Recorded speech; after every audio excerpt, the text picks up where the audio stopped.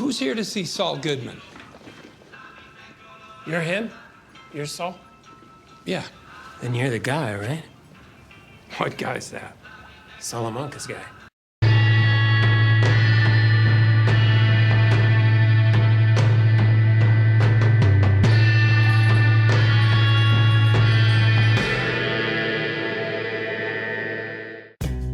Hey guys, Kiwi here. In this video, I'll be breaking down and discussing Season 6 Episode 4 of Better Call Saul, giving a full review and recap. Like the video if you end up enjoying it, subscribe to the channel, and follow me on Twitter for more Better Call Saul and Breaking Bad updates. And if you really enjoy what I do here, consider checking out my Patreon to help support the channel financially. With that being said, let's jump into the breakdown. So usually I discuss the Cartel side of the show first, but there's not a lot going on in that regard for this week's episode. So let's start out focusing on Jimmy and Kim, since this episode is mostly about them. The Jimmy and Kim side of the episode starts with Howard going to therapy, while Jimmy steals his car dressed up as him with the custom car key and remote that we saw Huel get for him in episode 603. The fact that they planned this during Howard's therapy is probably why they specifically said this had to be the 18th in episode 603. Funny coincidence / possible Easter egg. Better Call Saul Season 6 premiered on an 18th, although it was April 18th, and in the show I'm pretty sure it's May 18th. So I've already done 2 videos on this situation. One video about Jimmy's Wendy scheme in front of Cliff along with Kim and Cliff's conversation, and the second video being about Howard's family and what he says to his therapist. I think both are really interesting discussions, with the Kim and Cliff convo paralleling Walter White in some ways, along with getting more info on the mystery that is Howard's family. Check them both out if you haven't yet already. I'll link them on screen and at the end of the video. So Jimmy puts a cone in the parking spot that he takes Howard's car from, which turns out to not be a foolproof plan, as we'll discuss in a moment. I also think it's interesting that they used Howard going to therapy as the location that Jimmy takes his car from. The location also works great in regards to adding tension due to where everything is, such as barely being able to see the parking lot from the window, along with the upper walkway and staircase that Howard walks down to return to his car. I always thought that they'd take Howard's car from the country club, but as we saw in episode 602, that proved to be unreliable, as it's possible for Howard to quit golfing early. With this therapy appointment, they knew exactly how long they had. Jimmy goes to the Crossroads Motel, aka the Hooker Motel, aka the Crystal Palace, to pick up Wendy, one of the multiple Breaking Bad cameos this episode. I love how we get both the return of the Crossroads Motel along with Wendy. It worked really well here. So Jimmy tries rushing Wendy into the car, while Wendy tries getting a root beer from the vending machine, which is a callback reference to her liking root beer in Breaking Bad. Jimmy brings Wendy to around the corner from where Kim is having coffee with Cliff, awaiting Kim's signal to start the scheme, while Wendy becomes mesmerized at Jimmy's hair. Not only that, but probably along with the fact that Jimmy used way too much spray tan on himself, with the corners of his ears etc. still being his original skin tone. While Jimmy is waiting for Kim to give him the signal, she gets caught up in trying to sell Cliff on the idea of her opening an office with multiple high-quality lawyers, all working on pro bono clients, which is a dream that she has and why she wants the Sandpiper money in general. Now later on she tells Jimmy that she got caught up in the moment, but I think she did this on purpose. In a way, Cliff is giving her the possibility to do what she's always wanted without having to take down Howard for the Sandpiper money. In my Wendy video I already discussed this in depth, but I just want to emphasize the parallels I feel here compared to Walter getting the offer from Gretchen and Elliot in Breaking Bad Season 1, where they would have paid for his cancer treatments and given him a legitimate job. Walt's ego is too big, so he denied this, and instead made money illegally cooking and selling meth. Likewise, even though Kim is given a legitimate way to get her dream, she may still want to take down Howard even if she doesn't have to anymore due to being so caught up in it, feeling like she's too deep now even when she's not. These characters getting a valid and legitimate option to accomplish their goals totally invalidates their excuses and reasons for involving themselves in criminal activity in order to get what they want instead. But they enjoy it and they don't want to take the easy way out, so they choose the latter while giving themselves excuses for it along the entire way. Even when they're given viable solutions to their excuses, they don't take it. Anyways, Kim finally gives Jimmy the signal, and he races around the corner to kick Wendy out of the car in front of Cliff and Kim. When Jimmy first starts speeding off, I love that moment due to his game face, along with the fact that Wendy has to hold on to the dash. So Jimmy frames Howard for kicking out a hooker from his car, which may make Cliff think that the hookers who were sent to their lunch in Season 5 were real too. Even though Howard can prove that he was at therapy at this exact time with receipts, Cliff may not believe him. From his convo with Kim, he admits that his son has a drug problem, giving him a soft side to seeing someone he cares about struggle with addiction. He may not be willing to listen to reason when accusing Howard, due to feeling like they're just excuses to deny what Cliff believes is the truth. When you confront an addict, sometimes they'll swear up and down that they aren't still doing the thing they're addicted to, even when the truth is written on the wall. The more Howard tries to convince Cliff of his innocence, the more Cliff may think that Howard is guilty due to Cliff's past experiences with his son. Cliff's son having a drug problem is also probably why Cliff told Howard that he's unfortunately seen drug baggies before back in episode 601 when Jimmy planted fake drugs in Howard's locker.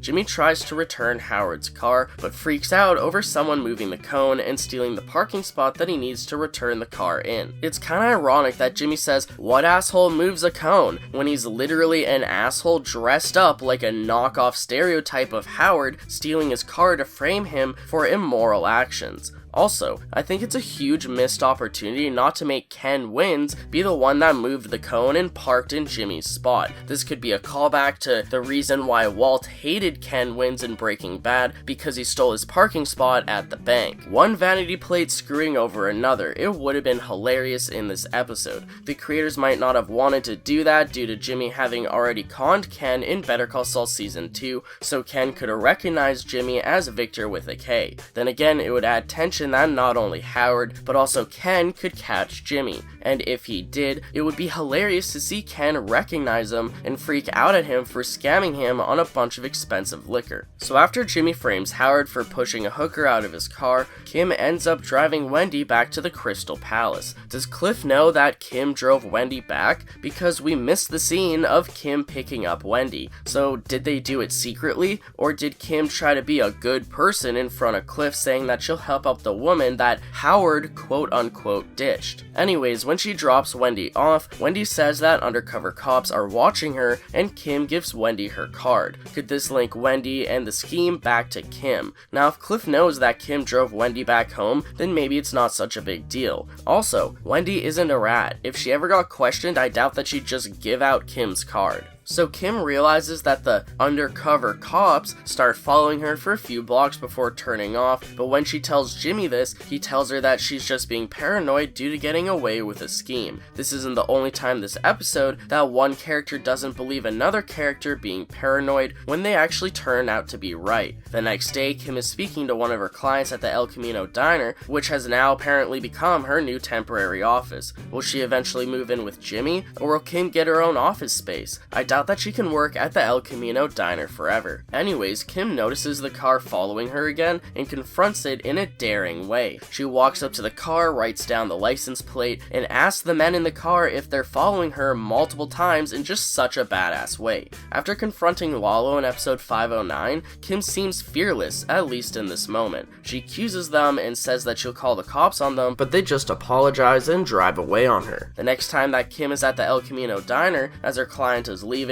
she starts looking out the window to try and find that car, but we hear a familiar voice saying that they aren't there anymore. The way that we hear Mike's voice before the camera pans over to him is just brilliant, and it's wild how it's taken 6 seasons for Kim and Mike to have an in-person scene together. This felt almost as hype as Saul meeting Hank or Saul meeting Lalo for the first time. So Kim and Mike are two characters that have been on the show since the very beginning, but no matter how much the Venn diagram of their lives have been intertwined, this is the first time that they've talked in person. Mike admits that it was his men following her and Jimmy due to trying to find Lalo, revealing to Kim that he's not dead. Note how Kim felt fearless earlier while confronting Mike's men, but now that she hears Lalo is alive, she becomes very uncomfortable, almost trembling in fear after Mike leaves, but she's trying to hide it. Kim is courageous and built of sterner stuff, as Mike says, but she isn't completely fearless. This idea that Lalo is alive really knocks Kim down a peg, and I'm surprised that she doesn't tell Jimmy about it, although the more that I think about it, the more it does make sense. On one hand, she's trying to protect Jimmy by keeping this secret from him. Jimmy's been off his game due to dealing with trauma of the desert shootout along with the Lalo confrontation. Jimmy is just now starting to get back on his feet, and learning about Lalo still being alive would no doubt ruin his go-getter mentality once more. So you could see this as Kim trying to protect Jimmy, but it could also be selfish of Kim due to wanting Jimmy to be confident in order to continue with the plan to take down Howard. Kim needs Jimmy to be in the right mindset, so she doesn't tell him about Lalo in fear of throwing Jimmy off his game again. Kim also doesn't tell Jimmy because she possibly thinks that she can handle it on her own.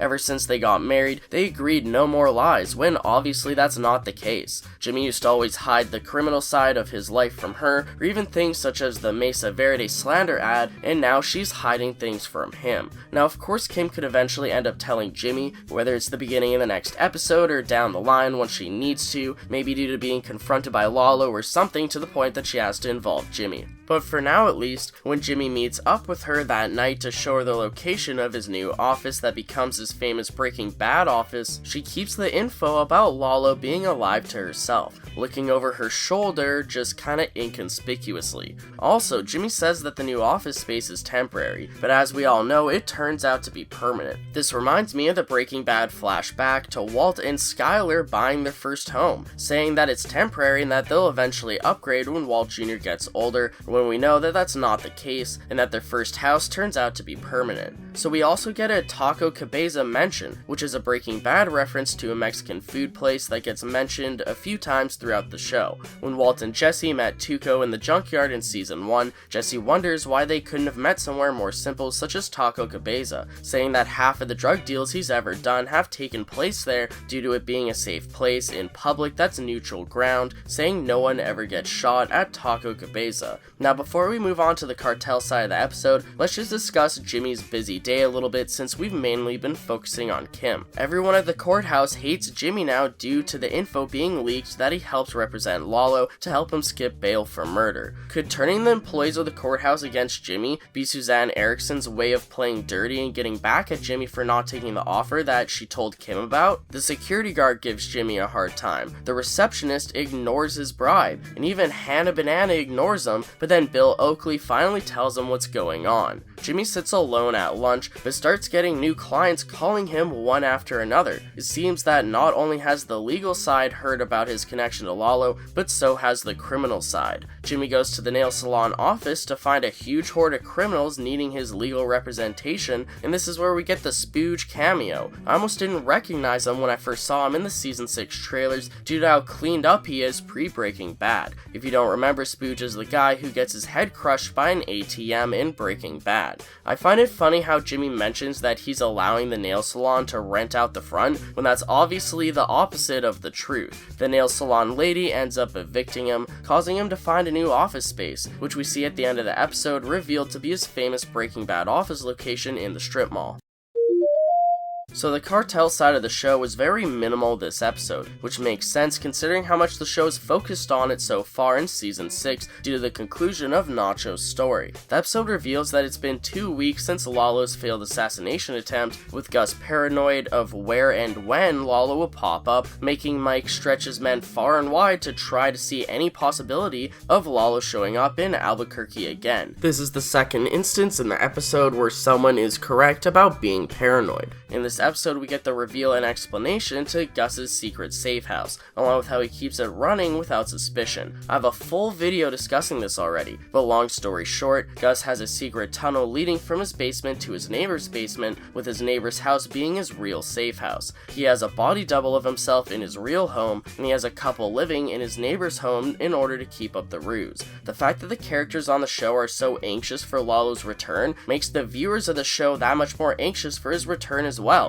It's very relatable and I love it, since we've been wondering where the heck Lalo is ever since we saw him at the end of episode 601. It's just crazy we haven't seen him for that long. With that being said, this episode just mainly shows setup for what's to come for the remainder of the half season, and I can't wait. For a full breakdown of Gus's safe house, along with how it relates to the Breaking Bad episode 38 snub, check out my full video on it in the link at the end of this video. This episode gets a B tier. I still like this episode, but it's just nothing special. It definitely feels like a normal Better Call Saul episode, which is okay, but it feels like something from, I don't know, season 4 or season 3, not necessarily something that you'd see in the final season. And it is true that we don't need to have a crazy episode every single week, but it is the final final season, so my expectations are a little bit higher. I guess I could have given this an A tier because it is almost on the same level as 601, but I do like 601 just a little bit more. I do think that 604 is technically the weakest episode out of the first 4 episodes of season 6, but again, that doesn't mean it's bad. There's still a lot of moments in this episode I find enjoyable, it's just that I enjoy the other ones a little bit more. I'd appreciate a like on the video if you've enjoyed anything I've said today, and if you're new to the channel or just haven't yet already, subscribe and hit that bell notification to stay updated on when I post new content on Better Call Saul and Breaking Bad. Check out my Patreon to help support the channel financially. It's a dream to be able to do this full time, and if you have a few spare bucks lying around, it'd mean a lot, and also thanks to those who have already. Whenever I get enough Patreons, I'll definitely start doing the thing where I start showing their names at the end of the videos. But most importantly, I thank you all so much for watching, and until next time, I'll talk to you guys later. Peace out! They moved the cone? What kind of asshole moves a cone?